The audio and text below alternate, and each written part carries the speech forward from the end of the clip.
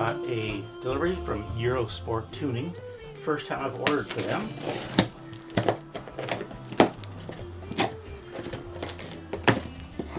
New toys for the car. And yes, I have a set of steel braided rear brake lines from ECS. And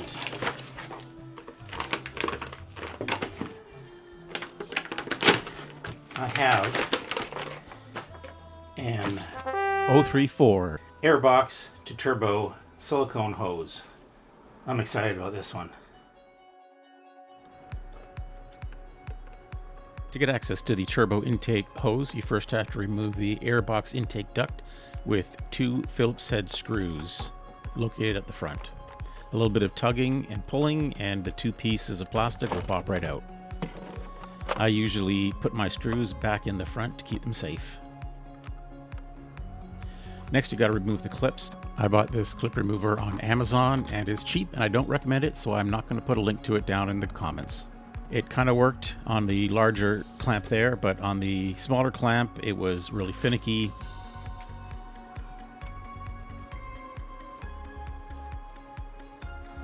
Over time, the hose can kind of stick to the plastic of the airbox. I used a flathead just to break it loose gently and then pull it off. And then with a bit of a twist, you can remove the tube entirely. You don't have to keep the clips, as the new kit comes with a couple of new hose clamps.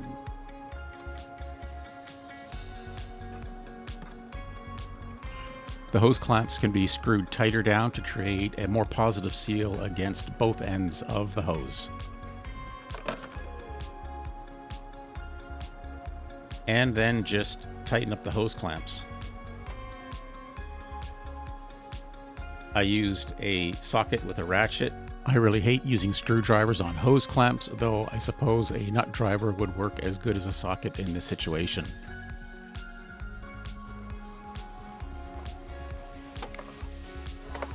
Reinstallation of the airbox duct is the opposite of removal. I removed the engine bay seal there. Just gives better access when putting these screws in the front. Don't mind the sirens in the background. I live right beside a police station.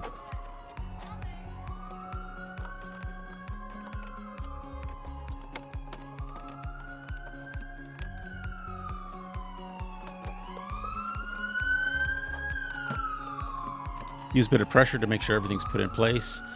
Double check the tightness on your screws on the front, and then put the engine bay seal, snap it back into place, and that's it. This is one of the fastest and easiest modifications I've done to the car so far.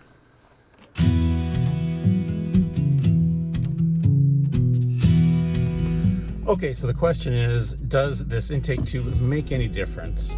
According to 034 on their website, the intake tube is more rigid and it's smooth and has a larger inner diameter, so it promotes better airflow. Well, I've only got stage 1 on this car, but I can make 15 pounds boost. The stock intake hose seemed to handle that fine, although it is getting on to 18 years old and made of plastic/rubber, so it could be forming cracks and deteriorating over all that time. For that reason alone, I thought it was a good upgrade. I did notice on the website where I bought it that the price has gone up from $98 Canadian to $159 Canadian. At that price, I would not have bought this and I would have not done the upgrade. Do I notice better power on the car? No. Do I notice a better sound? No. Does it make the car look better? Well, unless you really look for it, you're not really going to see it and notice that it's there. So the answer to that one is no. But deep down in my heart, I know that my intake hose is now a automotive grade silicone, rigid, smooth, larger diameter, and for me that's enough to make this upgrade worth it. If you want to see more content like this, please hit like and subscribe.